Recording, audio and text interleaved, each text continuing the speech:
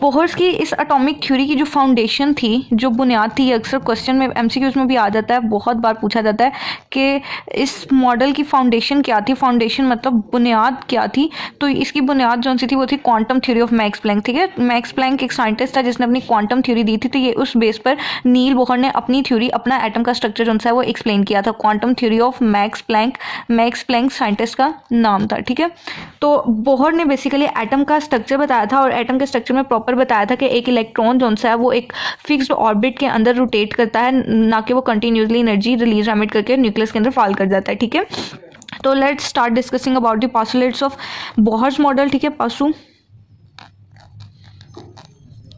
ठीक है, इंपॉर्टेंट जो चीज़ है वो है पासुलेट्स बोहर्स के। ठीक है, उसने बेसिकली टोटल फाइव पासुलेट्स दिए थे अपनी थ्योरी के।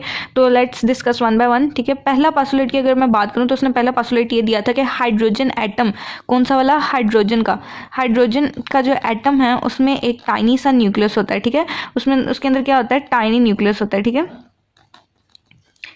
हाइड्रोजन का एक टाइनी न्यूक्लियस होता है और उसके जो से इलेक्ट्रॉन्स हैं, हाइड्रोजन एटम के जो से इलेक्ट्रॉन्स हैं वो रिवॉल्व करते हैं around the nucleus in the fixed orbit. ठीक है, in the circular orbit. Electron जो से हैं वो सर्कुलर ऑर्बिट के अंदर रोटेट करते हैं, one of the circular orbits. ठीक है, इलेक्ट्रॉन्स जो से हैं किसी एक सर्कुलर ऑर्बिट के अंदर रोटेट करते हैं और फिक्स्ड रेडियस आर, जिसका एक रेडियस होता है। ठीक है, तो पहला पोस्टुलेट ये था कि हाइड्रोजन एटम के अंदर एक टाइनी सा न्यूक्लियस होता है और उसके इलेक्ट्रॉन्स जो से हैं one of the circular orbit के अंदर रोटेट कर रहे होते हैं, जिनका कुछ ना कुछ रेडियस होता है और फिक्स रेडियस होता है। दूसरी बात ये कि each orbit has fixed energy. ठीक है, हर ऑर्बिट की एनर्जी जो सी है वो फिक्स्ड होती है। ठीक है, और दैट इज क्वांटाइज। ठीक है, क्वांटाइज का मतलब क्या होता है, फिक्स्ड एनर्जी। ठीक है, थर्ड पासुलेट उसका ये था कि as long as electron remain within the orbit, के इलेक्ट्रॉन जब तक ऑर्बिट के अंदर रहेंगे वो तब तक एनर्जी को रिलीज या ऑब्जर्व नहीं करेंगे। ठीक है, as long as electron remains within the orbit.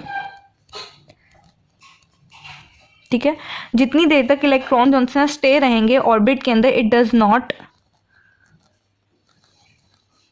Radiate और ऑब्जर्व एनर्जी कंटिन्यूसली।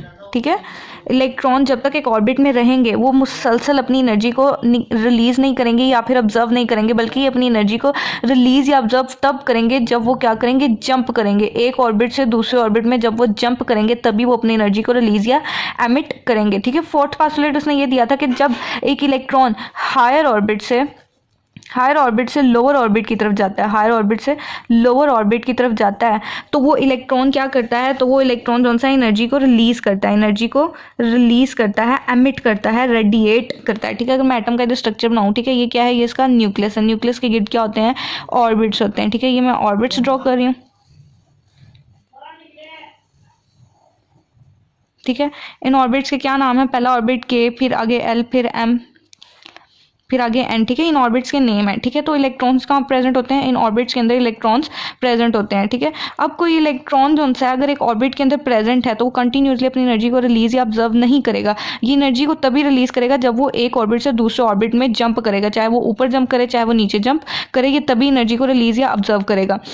ठीक है, अब इलेक्ट्रॉन अगर जंप करेगा हायर ऑर्बिट से लोअर ऑर्बिट की तरफ, तब ये क्या करेगा, तब ये एनर्जी को रिलीज करेगा। और जब एक इलेक्ट्रॉन लोअर ऑर्बिट से हायर ऑर्बिट की तरफ जंप करेगा तो वो एनर्जी को क्या करेगा, एनर्जी को ऑब्जर्व करेगा, यूटिलाइज करेगा। ठीक है, एनर्जी की हेल्प से ऊपर की तरफ जंप करेगा। सो आई होप आप लोगों को इस बात की समझ आ गई होगी।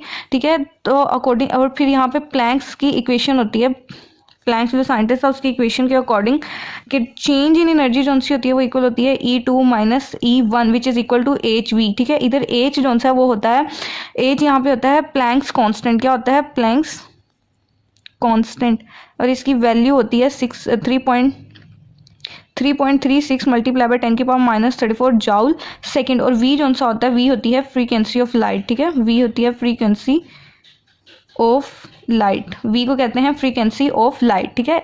और फिफ्थ पॉस्टुलेट की अगर हम लोग बात करें तो फिफ्थ पॉस्टुलेट ये है कि जब भी कोई फिफ्थ पॉस्टुलेट की अगर हम लोग बात करें तो फिफ्थ पॉस्टुलेट ये है कि जो इलेक्ट्रॉन्स हैं वो उन ऑर्बिट्स के अंदर रोटेट करते हैं जिनका एंगुलर मोमेंटम फिक्स होता है, ठीक है। Angular momentum,